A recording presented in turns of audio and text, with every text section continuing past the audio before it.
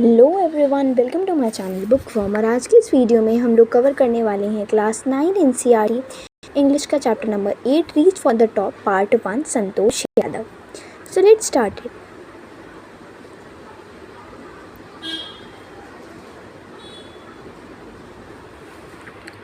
The only woman in the world who has scaled Mount Everest twice was born in a society where the birth of a son was regarded as a blessing, and a daughter, though not considered a curse, was not generally welcome. तो एक ऐसी औरत जिन्होंने 2 बार mount Everest पर चढ़ाई करी है, वो एक ऐसी सोसाइटी में उनका जन्म होता है जहाँ पर एक बेटे के जन्म को तो एक ब्लेसिंग माना जाता है, लेकिन एक लड़की के पैदा होने को कर्ज तो नहीं माना जाता, लेकिन उसे वेलकम भी नहीं किया जाता। When her mother was expecting Santosh, a traveling holy man giving her his blessing assumed that she wanted a son. तो जब संतोष यादव पैदा होने वाली थी उस टाइम पर एक होली मैन, एक साधु आते हैं उनकी मम्मी के पास और ऐसा एज्यूम करते हैं कि उन्हें भी एक बेटा चाहिए, तो उन्हें ब्लेसिंग्स देते हैं। But to everyone's surprise, the unborn child's grandmother, who was standing close by, told him that they did not want a son. लेकिन जो बच्ची की जो दादी थी, यानी कि जो संतोष की दादी थी, उन्होंने उन साधु को बोला कि हमें कोई बेटा नहीं चाहिए। The Holi man was also surprise. तो जो साधु था वो भी बहुत ज़्यादा सरप्राइज रहेगा, क्योंकि सब लोगों को तो लड़के ही चाहिए थे, लेकिन वो अकेली ऐसी थी जिन्होंने बोला कि नहीं, हमें लड़के नहीं चाहिए। Nevertheless he gave the requested blessing, and as destiny would have it, the blessing seem to work. तो जैसा कि उनकी दादी ने उन्हें बोला था साधु को कि नहीं, हमें तो एक बेटा नहीं चाहिए, हमें बेटी चाहिए, तो साधु ने उन्हें उसी तरीके की एक ब्लेसिंग दे दी। और ऐसा लग रहा था कि ब्लेसिंग काम कर गई है, क्योंकि उस टाइम पे एक लड़की का जन्म हुआ था। Santosh was born the 6th child in a family with 5 sons, a sister to 5 brothers. She was born in a village of Joniyawas of Rewari district in Haryana. तो वो एक 6th चाइल्ड थी अपनी फैमिली में, मतलब 6th नंबर पे वो एक बेटी थी, और उनसे पहले 5 लड़के थे, और वो अकेली बहन थी उन 5 भाइयों के लिए। और उनका जो जन्म था वो एक रेवाड़ी डिस्ट्रिक्ट हरियाणा में उनका बर्थ हुआ था। The girl was given the name Santosh, which means contentment, but Santosh was not always content with her place in a traditional way of life. She began living life on her own terms from the start. Where other girls wore traditional Indian dresses, Santosh preferred shorts. तो उस लड़की का, जो छोटी सी लड़की थी जिसका जन्म हुआ था, उसका नाम रखा गया संतोष। और जिस तरीके से गांव की बाकी सारी लड़कियां ट्रेडिशनल कपड़े पहना करती थी, अपने बड़ों की बात माना करती थी, लेकिन वहीं पर संतोष यादव अपने हिसाब से अपनी ज़िंदगी को जीती थी और वो शॉर्ट्स ज़्यादा प्रेफर किया करती थी।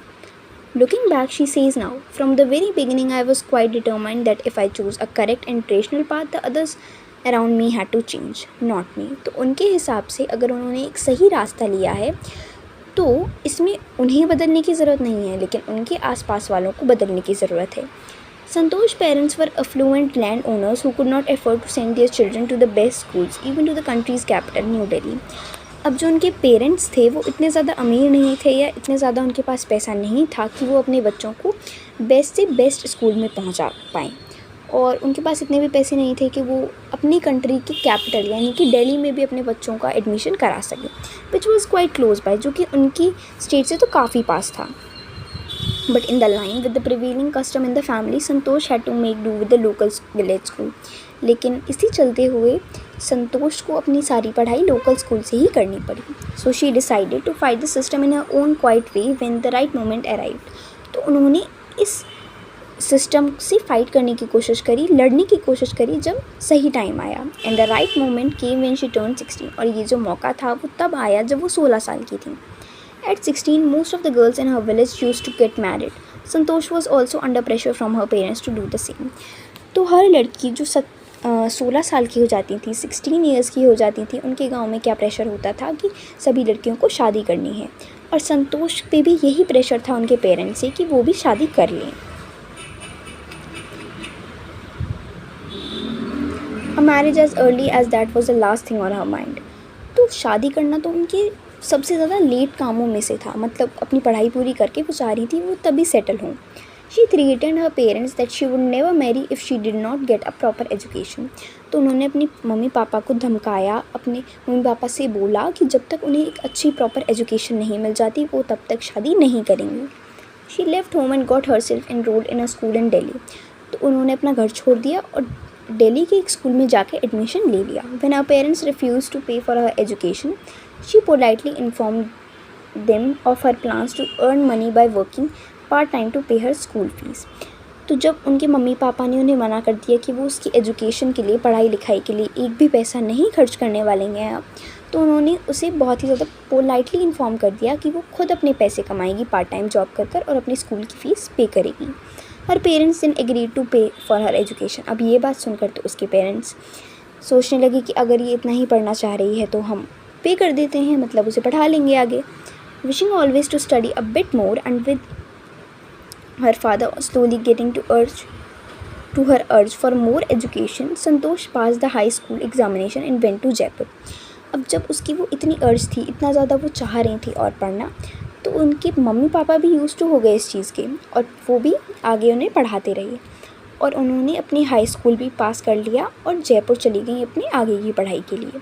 She join Maharani College and get a room in Kasturba hotel. Santosh remembers Kasturba hostel face the Aravalli Hills. तो वहाँ पर जयपुर में जाकर उन्होंने महारानी कॉलेज में अपना एडमिशन ले लिया और वहाँ पर कस्तूरबा हॉस्टल में वो रुकने लगी। उन्होंने बताया कि कस्तूरबा जो हॉस्टल था वो अरावली हिल्स के बिल्कुल सामने था। I use to watch villages from my room going up to the hill and suddenly vanishing after a while. तो वो क्या बताती हैं कि वो अपने जहाँ पर वो अपने हॉस्टल में रहा करती थी वहाँ पर वो देखती थी कि गांव वाले जो थे वो पहाड़ी पर ऊपर जाया करते थे और थोड़ी ही देर में वो गायब हो जाया करते थे। मतलब जैसे वो अगर हिल है तो वहाँ पे चढ़ते रहते थे वो लोग। One day I decided to check it out myself. अब उन्होंने ये सोचा कि ये लोग जाते कहाँ हैं आखिर पहाड़ पर चढ़ के, तो वो खुद ही देखना चाह रही थी। I found nobody except a few mountaineers. I asked if I could join them. To my pleasant surprise, they answered in the affirmative and motivated me to take a climbing। तो उन्होंने देखा कि वहाँ पर कुछ mountaineers थे जो कि उस पर माउंटेन पर चढ़ाई कर रहे थे। तो संतोष ने उनसे भी पूछा कि क्या मैं भी आप लोगों को ज्वाइन कर सकती हूँ, तो उन्होंने हाँ भी किया और साथ ही साथ संतोष यादव को बहुत ही ज़्यादा मोटिवेट किया कि हाँ तुम भी चढ़ो। Then there was no looking back for this determined young girl। अब इसके पीछे तो संतोष यादव ने कभी मुड़कर भी पीछे नहीं देखा। She saved money and enrolled in a course at Uttarkashi's Nehru institute of mountaineering. अब उन्होंने अपने पैसे बचाए और एक कोर्स एनरोल किया उत्तरकाशी के नेहरू इंस्टीट्यूट में जहाँ पर पहाड़ पर चढ़ना सिखाया जाता था। My college semester in Jaipur was to end in April but it ended on the 19th of May। तो उनका जो कॉलेज का सेमेस्टर था जयपुर में उसे ख़त्म तो अप्रैल में हो जाना चाहिए था, लेकिन वो 19th ऑफ मई को ख़त्म हुआ। And I was suppose to be in Uttarkashi on the 21st, so I did not go back home. Instead I headed straight for the training. I had to write an apology to my father without whose permission I had got myself enrolled at Uttarkashi. तो अब क्योंकि उनका जो semester था वो अप्रैल में ख़त्म होना चाहिए था, लेकिन वो 19th ऑफ मई को ख़त्म हुआ और उनका जो उत्तरकाशी में जो नेहरू इंस्टीट्यूट ऑफ माउंटेनियरिंग था वो 21st को स्टार्ट होने वाला था। तो उन्होंने क्या किया, वो डायरेक्ट ही वहाँ पर चली गई और अपने पापा को एक लेटर लिख दिया, अपॉलजी लेटर, जिसमें उन्होंने लिखा कि उन्होंने एनरोल कर लिया है अपने आप को उत्तरकाशी में। Thereafter Santosh went on an expedition every year. Her climbing skills matured rapidly although she developed a remarkable resistance to cold and the altitude. अब वो हर साल एक एक्सपीडिशन पे जाया करती थी और उनकी जो क्लाइंबिंग स्किल्स थी, जो चढ़ने की उनकी जो क्षमता थी, वो और भी ज़्यादा बेहतर होती गई और वो भी बहुत जल्दी। Equipped with iron will, physical endurance and an amazing mental toughness, she proved herself repeatedly. The culmination of her hard work and sincerity came in 1992, just 4 years and after she was shyly asked the Aravali mountaineers if she could join them. At barely 20 years of age, Santosh Yadav scaled Mount Everest, becoming the youngest woman to the world to achieve the feat. If her climbing skills, physical fitness, and mental strength impressed her seniors, her concern for others and desire to work together with them found her a special place in the hearts of fellow climbers. तो इसमें हम लोगों को यहाँ पर बताया गया है कि उनकी जो मेंटल टफनेस थी, जिस तरीके से वो मेंटली बहुत ज़्यादा स्ट्रॉन्ग थी, फिज़िकली बहुत ज़्यादा स्ट्रॉन्ग थी, इसी वजह से वो माउंटेन पर चढ़ पाई।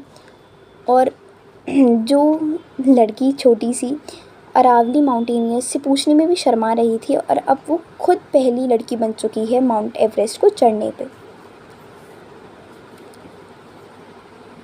During the 1992 Everest mission, Santosh Yadav provided special care to a climber who lay dying at the South Pole। तो 1992 के एक एवरेस्ट मिशन पर संतोष यादव ने एक क्लाइंबर की बहुत ही ज़्यादा हेल्प करने की कोशिश करी, उसे बचाने की कोशिश करी, लेकिन she was unfortunately unsuccessful in saving him, लेकिन वो उन्हें नहीं बचा पाई। However she managed to save another climber Mohan Singh who would have met with same fate and she had not shared her oxygen with him।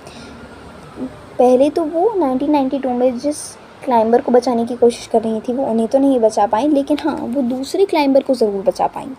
Within 12 months, Santosh found herself a member of an Indo-Nepalese women expedition that invited her to join them। अब 12 महीने के अंदर अंदर यानी कि 1 साल में ही संतोष यादव को एक इंडो नेपालीज वुमेन एक्सपीडिशन में ज्वाइन करने का मौका मिला, क्योंकि उन लोगों ने उन्हें इनवाइट किया था। She then scaled the Everest a second time, thus setting a record as the only woman to have scaled the mountains twice and securing for herself and India a unique place in the annals of mountaineering। In recognition of her achievement, the Indian government bestowed upon her one of the nation top honors, the Padma Shri। तो 1 साल के अंदर अंदर जब Indo Nepalese women expedition में उन्होंने join किया, तब उन्होंने एक और रिकॉर्ड बनाया। वो था एक पहली यंग इंसान का, एक यंग लड़की का, जिसने 2 बार माउंटेन एवरेस्ट की चढ़ाई करी थी। Describing her feelings when she was literally on top of the world, Santosh has said, "It took some time for the enormity of the moment to sink in. Then I unfurled the Indian tricolor and held it aloft of the roof of the world. The feeling is indescribable. The Indian flag was lying on the top of the world. It was truly a spiritual moment. I felt proud as an Indian." Also a fervent environmentalist, Santosh collected and brought down 500 kilograms of garbage from the Himalayas। तो जब उन्होंने चढ़ाई करी 2 बार, तब Indian government ने उन्हें हमारी country यानी कि इंडिया का टॉप ऑनर्स और टॉप अवार्ड्स में से अवार्ड दिया, जिसका नाम है पद्मश्री। और उन्होंने अपने एक इंटरव्यू के टाइम पे अपनी फीलिंग्स भी डिस्क्राइब करी थी, जिसमें उन्होंने बताया कि उन्हें एक इंडियन होने में बहुत ही ज़्यादा गर्व महसूस होता है। और उन्होंने जब वो हिमालय पर उन्होंने चढ़ाई करी थी, तब उन्होंने 500 किलोग्राम्स ऑफ गार्बेज भी निकाला था। तो हमारा पार्ट 1 यहाँ पर ख़त्म हो चुका है। पार्ट 2 हम लोग नेक्स्ट वीडियो में देखेंगे। तब तक के लिए thank you and bye bye.